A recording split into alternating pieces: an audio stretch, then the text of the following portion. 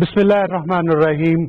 Current affair special کے ساتھ میں ہوں آپ کا میزبان حامد ولید اور یوم شہادت حضرت عمر فاروق رضی اللہ تعالیٰ عنہ کے حوالے سے خصوصی پروگرام لے کر حاضر ہوں، اور اس اہم موضوع پر گفتگو کے لیے ہم نے اسٹوڈیو میں دعوت دی ہے علامہ شفاعت رسول صاحب کو، اور آپ کے ساتھ موجود ہیں مفتی غلام شبیر قادری صاحب۔ آپ دونوں حضرات کا بہت شکریہ۔ حضرت عمر فاروق رضی اللہ تعالیٰ عنہ کے حوالے سے بلا شبہ آپ کو مراد مصطفیٰ کہا جاتا ہے، آپ خلیفہ دوم تھے، اور آپ اس کے ساتھ ساتھ امام عدل و حریت سمجھے جاتے ہیں۔ مدینے کی وہ ریاست جس کے بارے میں آج تسلسل سے تذکرہ ہوتا ہے، بلا شبہ یہ وہ ریاست تھی جس کو اپنے عروج پر پہنچا دیا تھا حضرت عمر فاروق رضی اللہ تعالیٰ عنہ نے۔ آپ نے اپنے دور خلافت میں اس حوالے سے مثالی کام کیے، اور آپ کے دور میں اس قدر خوشحالی ہوئی کہ زکوٰۃ لینے والے زکوٰۃ لے کر نکلتے تھے، اور کوئی زکوٰۃ دینے والے نکلتے تھے اور لینے والا کوئی ملتا نہیں تھا۔ اس کے علاوہ آپ نے بہت سارے انتظامی کاموں کے حوالے سے نمایاں کام ایسے کیے کہ جو ان کو آج تک جن کی پاسداری ہو رہی ہے، بہت سارے ایسے نظام آپ نے وضع کیے جو آج تک جاری ہیں۔ حضرت عمر فاروق رضی اللہ تعالیٰ عنہ کا عدل، حضرت عمر فاروق رضی اللہ تعالیٰ عنہ کا جو نظام کو چلانے کے حوالے سے ایک پوری ان کی سوچ اور فکر تھی، اور اس کے ساتھ ساتھ جو آپ کی فتوحات ہیں، یہ سب ایک ایسا تذکرہ ہے اور ایک ایسا مرحلہ ہے کہ جس کے اوپر آپ جس قدر گفتگو کرتے جائیں گے ایسا محسوس ہوگا کہ وقت کی قلت آڑے آ سکتی ہے۔ آپ رضی اللہ تعالیٰ عنہ کے واقعات، آپ کی جو فتوحات ہیں، ان کا سلسلہ رکنے والا نہیں۔ میں علامہ شفاعت رسول صاحب سے جاننا چاہوں گا کہ اس حوالے سے آپ کہ اگر زندگی کو ہم 3 حصوں میں تقسیم کر لیں، ایک تو وہ کہ جو نبوت سے پہلے آپ کی مکہ کی زندگی یا پھر ہجرت کے بعد مدینہ کی زندگی ہے، اور آخر میں آپ کی شہادت کا جو مرحلہ ہے، تو آپ ہمیں ان کی جو ابتدائی زندگی ہے اس کے حوالے سے کچھ روشنی ڈالیے۔ بسم اللہ الرحمن الرحیم۔ سیدنا عمر فاروق امیر المؤمنین رضی اللہ تعالی عنہ کا پہلا دور وہ دور ہے جو اسلام قبول کرنے سے پہلے ہے۔ تو جب آپ نے اسلام قبول کیا تو اسلام میں بھی اللہ تعالیٰ نے آپ کو بڑی عزت، بڑا شرف، بڑا مقام عطا فرمایا۔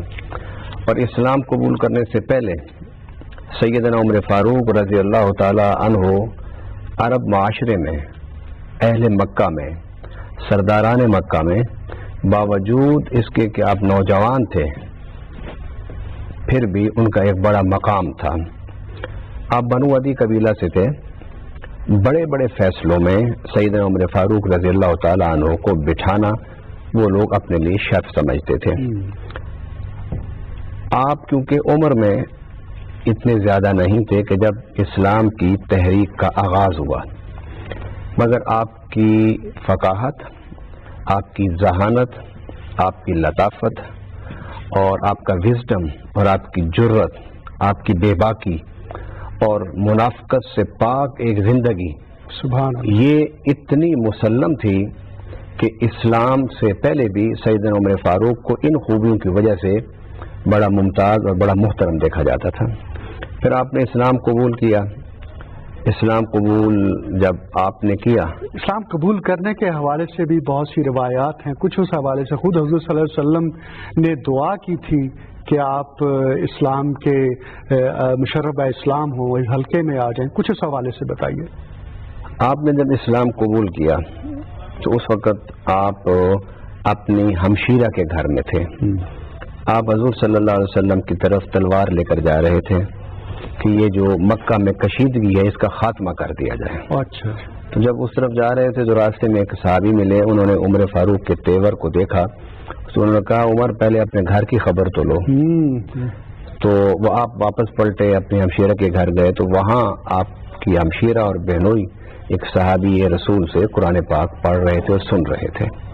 آپ نے دروازے پر کھڑے ہو کے سنا۔ آپ نے دروازہ جب کھٹکھٹایا، انہوں نے قرآن پاک کا نسخہ چھپایا اور صحابی جو ان کے معلم تھے ان کو بھی چھپایا اور پھر دروازہ کھولا. تو عمر فاروق کے تیور دیکھ کر بہن پہلے تو خاموش رہی, پوچھتے رہے کہ تم کیا پڑھ رہے تھے, جواب نہیں دیا. جب آپ نے پوچھا زیادہ تو اب آپ انکار تو کر نہیں سکتی تھیں, تو آپ نے فرمایا کہ ہم قرآن پڑھ رہے تھے. تو عمر فاروق رضی اللہ تعالیٰ عنہ نے مارنا اور پیٹنا شروع کیا. اتنا تشدد کیا کہ آپ کے بہن کے چہرے سے خون نکلنا شروع ہو گیا. جب خون نکلا تو اپنے ہمشیرہ کے چہرے پر زخم اور خون کو دیکھ کے آپ کا دل تھوڑا سا نرم ہوا. تو آپ نے کہا کہ مجھے دکھاؤ وہ کتاب جو تم پڑھ رہے تھے.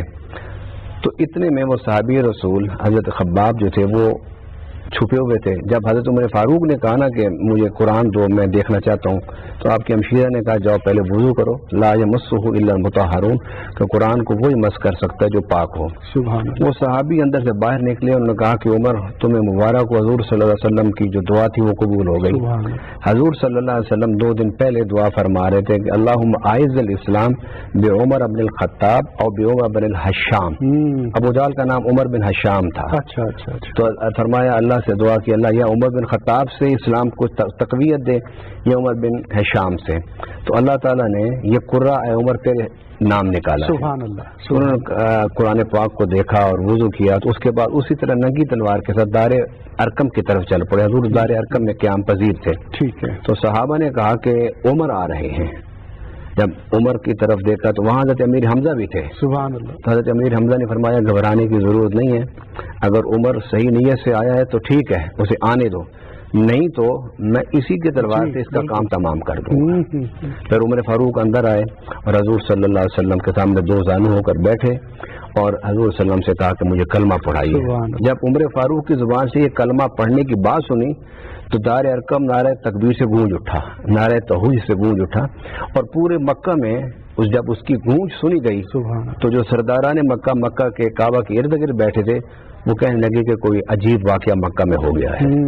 یہ جو گونج ہے نعرہ توحید کی یہ ایسے نہیں بلانا. بالکل درست کہا آپ نے. اور میں چاہوں گا کہ علامہ صاحب سے یہ بھی جانیں کہ آپ کے حوالے سے عشرہ مبشرہ کی جن کو بشارت تھی جنت کی, آپ ان میں شامل ہیں, کچھ اس حوالے سے بتائیے. سیدنا عمر فاروق رضی اللہ تعالیٰ عنہ نے جب اسلام قبول کیا تو جس طرح مفتی صاحب فرما رہے تھے کہ آپ نے کہا حضور باہر چلیے. تو حضور صلی اللہ علیہ وسلم اور سارے صحابہ حضرت عمر فاروق کے پیچھے پیچھے, اور عمر فاروق اعلان فرما رہے تھے کہ اگر کسی نے آج اپنی بیوی کو بیوہ کرانا ہو, بچوں کو یتیم کرنا ہو اور اپنے بوڑھے ماں باپ کا سہارا چھیننا ہو تو وہ آئے عمر سے مقابلہ کرے.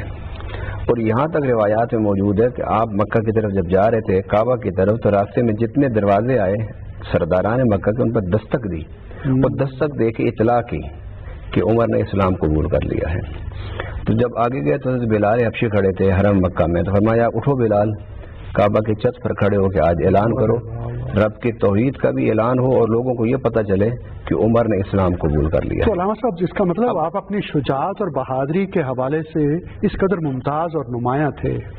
بہادری اور شجاعت. اچھا, اب کیونکہ آپ کی شہادت کے حوالے سے ہم نے آپ کی شخصیت کے اعتبار سے اہم باتیں لوگوں کو بتانی ہیں تاکہ لوگوں کو پتہ چل سکے کہ سیدنا عمر فاروق رضی اللہ تعالیٰ عنہ کی شخصیت کیا تھی اور سیدنا عمر فاروق رضی اللہ تعالیٰ عنہ کی ذات رسالت سے تعلق کیسا تھا اور اہل بیت سے کیسا تعلق تھا. کیونکہ آج پاکستان کے جو معروضی حالات ہیں ان حالات میں یہ بتانا بڑا ضروری ہے کہ سیدنا عمر فاروق ان صحابہ میں سے تھے جن کو رسول صلی اللہ علیہ وسلم نے اپنی زبان مبارک سے خوشخبری دی.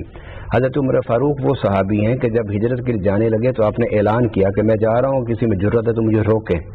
عمر فاروق رضی اللہ تعالیٰ عنہ وہ صحابی ہیں کہ جنہوں نے مسجد نبوی کی تعمیر میں سب سے آگے بڑھ کے مطلب کہ کام کیا. عمر فاروق وہ صحابی ہیں کہ جنہوں نے غزوہ بدر سے لے کے فتح مکہ تک کوئی غزوہ نہیں چھوڑا.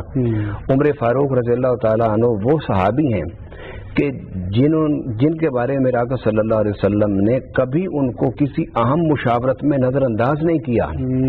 سیدنا عمر فاروق رضی اللہ تعالیٰ عنہ وہ صحابی ہیں کہ جن کی اہل بیت سے محبت اس شدت کی تھی کہ آپ اگر اسے پڑھیں تو وہ تو ایک ہے ہی ہے, لیکن میں حیران ہوتا ہوں بعض دفعہ کہ کربلا کا واقعہ 10 محرم کو ہے, شہادت حسین, اور یکم حضرت امام حسین کی شہادت ہے، عمر فاروق کی شہادت ہے، تو اللہ تعالیٰ نے اس محرم میں ان دونوں کی شہادتوں کو جمع فرما جی، دیا۔ اور کتنا مقدس مہینہ، مہینہ، اور کیا کچھ نہیں ہوا اس مقدس اب اس حوالے سے میں ان لوگوں کو کہ جو اس وقت سن رہے ہیں، دیکھ رہے ہیں، انہیں ایک پیغام بھی دینا چاہتا ہوں، حضرت عمر فاروق کی فضیلت بھی بتانا چاہتا ہوں، اور ان کی اہل بیت سے محبت بھی، کیونکہ ہمارے ہاں آج الگ الگ ایک سٹیج لگ چکے ہیں۔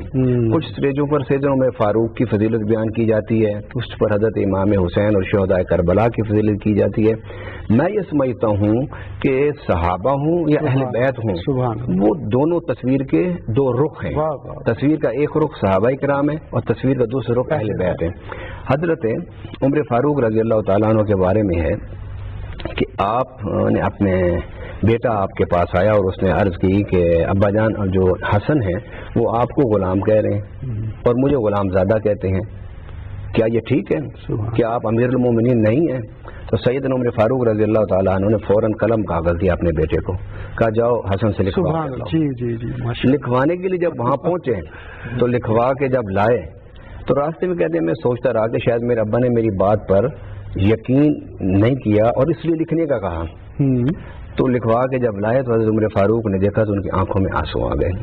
جب آنسو آئے سیدنا عمر فاروق کی آنکھوں میں تو حضرت عبداللہ فرماتے ہیں میں حیران تھا کہ میرا باپ تو بڑے مضبوط دل کے ہیں، تو یہ یہاں تو کوئی واقعہ بھی نہیں ہوا تو یہ رو کیوں رہے ہیں؟ پوچھتے ہیں ابا آپ کیوں رو رہے ہیں؟ فرمانے لگے کہ میں اس لیے نہیں رو رہا کہ مجھے یہ دکھ ہوا ہے کہ مجھے حسین نے اپنا غلام کہا ہے، یہ خوشی کے آنسو ہیں۔ بیٹا جب میں مر جاؤں مجھے قبر میں لٹا دینا، میرا کفن کھول کے یہ رکا میرے چہرے پر رکھ دینا۔ سبحان اللہ۔ جب میں قبر میں مجھ سے آ کے فرشتے پوچھیں گے مصطفیٰ کریم علیہ الصلوۃ والتسلیم کی غلامی کی سند، تو میں زبان سے جواب دینے کی بجائے میں حضرت امام حسن کا یہ لکھا ہوا رکا پیش کر دوں گا۔ ماشاءاللہ ماشاءاللہ۔ اب جب یہ آپس میں صحابہ اور اہل بیت کا تعلق ہو تو پھر یہ پیش کرنا کہ ان میں کوئی اختلافات تھے یا ان میں کوئی تنازعات تھے، ان میں کوئی جھگڑے تھے، اختلافات ایک انسانی فکر اور انسانی ذہن کا ایک حصہ ہوتے ہیں لیکن وہ جھگڑے اور تنازعات نہیں تھے۔ علامہ شفاعت رسول صاحب بلا شبہ حضرت عمر فاروق رضی اللہ تعالیٰ عنہ کا جو ایک نظام مملکت قائم کرنا ہے اور اس کے اندر جس قسم کے انہوں نے سسٹمز رائج کیے اس کی مثال آج بھی دنیا دیتی ہے اور وہ سلسلے چلے ہوئے ہیں، کچھ اس حوالے سے بتائیے۔ سب سے پہلی بات تو یہ ہے کہ اسلام کا جو تصور ریاست ہے اس کی بنیاد کیا ہے؟ اس کی بنیاد انسانیت کی فلاح اور کفالت ہے۔ یہ بیسک ایک پوائنٹ ہے۔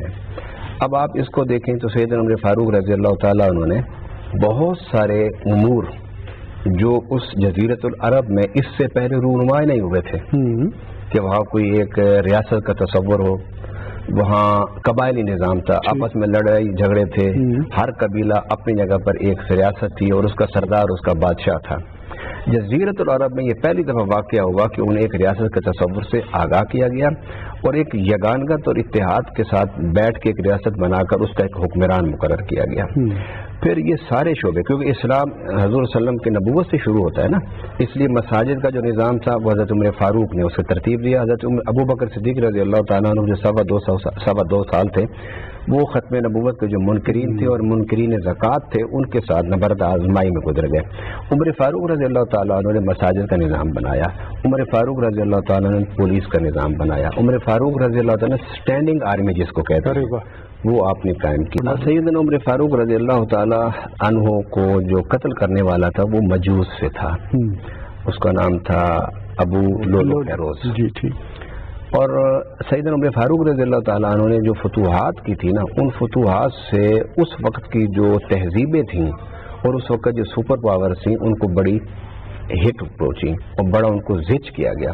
مصر فتح ہوا، پرشین فتح ہوئی، رومن فتح ہوئی، یہ سارے حضرت عمر فاروق کے دور میں فتح ہوئی اور وہ لوگ اس حوالے سے بڑے اپسیٹ تھے، بڑے پریشان تھے اور یہ انہی کی طرف سے یہ آدمی آیا تھا اور ایک سازش کے تحت اس کو ذاتی اناد بھی تھا کچھ، اس نے پھر حضرت عمر فاروق پر حملہ کیا اور وہ خنجر زہر آلود تھا، اس سے ایسے زخم لگے کہ آپ کا دوبارہ صحت مند ہونا مشکل نظر آتا تھا۔ تو سیدنا عمر فاروق رضی اللہ تعالیٰ عنہ کو پہلا شہید آپ کہہ سکتے ہیں، شہید ممبر و محراب۔ ہاں بالکل ٹھیک، یہ آپ کا لقب ہے کہ اسلام کی تاریخ میں مسجد کے اندر ممبر اور محراب کے قریب جو شخصیت سب سے پہلے شہید ہوئی. بالکل آپ نے درست کہا، اور یہ تو وہ سفینہ چاہیے اس بحر بے قراں کے لیے والی بات ہے. میں شکر گزار ہوں علامہ شفاعت رسول صاحب اور مفتی غلام شبیر قادری صاحب کا کہ اس اہم موضوع پر آپ نے اپنے خیالات سے نوازا. اس کے ساتھ ہی اپنے میزبان حامد ولید کو اجازت دیجیے. اللہ حافظ.